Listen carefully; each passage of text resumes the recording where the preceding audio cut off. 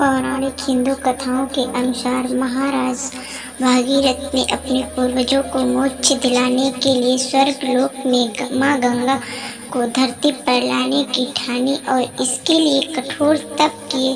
भागीरथ की तपस्या से खुश होकर माँ गंगा धरती पर आने के लिए मान गई, लेकिन समस्या यह थी कि माँ गंगा सीधे धरती पर नहीं आ सकती थी। उन्होंने भागीरथी से कहा कि धरती उनका तेज वेग सहन नहीं कर पाएगी और वे रसातल में चली जाएंगी। इसके बाद भागीरथ ब्रह्मा जी के पास पहुँचे और उन्होंने अपनी समस्या बताई।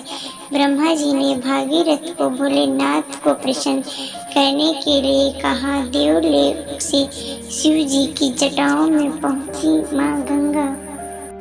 भागीरथ ने कठोर तपस्या की और भोलेनाथ उसकी तपस्या से प्रसन्न हुए। जब भोलेनाथ ने भागीरथ से वरदान मांगने के लिए कहा तो भागीरथ ने उन्हें सारी बात बताई। भगवान भोलेनाथ ने गंगा के वेग से पृथ्वी को बचाने के लिए अपनी जटाएं खोल दी और इस तरह से माँ गंगा देवलोक से उतरकर शिव जी की जटा में समा गई और शिव जी ने सहर्षा माँ गंगा को अपनी जटाओं में धारण कर लिया। इसीलिए भी भोलेनाथ के कई नामों से उनका एक नाम गंगाधर है। शिव जी की जटाओं में आते ही माँ गंगा का वेग कम हो गया। इस तरह शिव की जटा में उतरी भागीरथी गंगा कहलाई। जहाँ भी भगवान शिव की जटा से उतरी गंगा का वेग कम तो हुआ, लेकिन धरती पर उसके रास्ते में आने वाली तमाम बाधाओं को माँ गंगा बहाती चली रही थी। इसी बीच में सुल्तानगंज स्थित जिला पहाड़ी पर महर्षि जहन्नू तप कर रहे थे।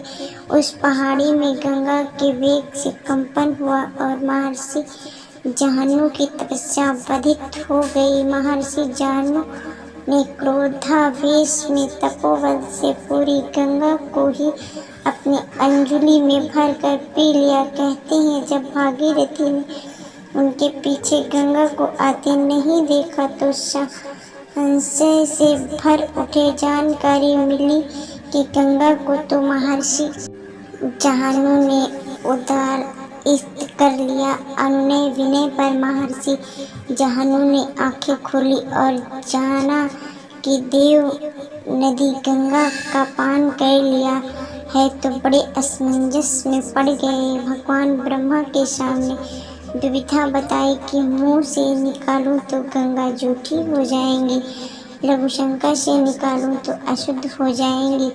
तब ब्रह्मदेव ने बताया कि महर्षि जहन्नू अपनी कनिष्का अंगुली से उनकी जांघा में चीरा लगाया तो गंगा वहीं से पुनः प्रवाहित हो जाएंगी। इस तरह महर्षि जहन्नू की जांघ से निकलकर गंगा उनकी पुत्री मानी गई। तभी उन्हें महर्षि जहन्नू की सुता जाह्नवी का नया नाम मिला।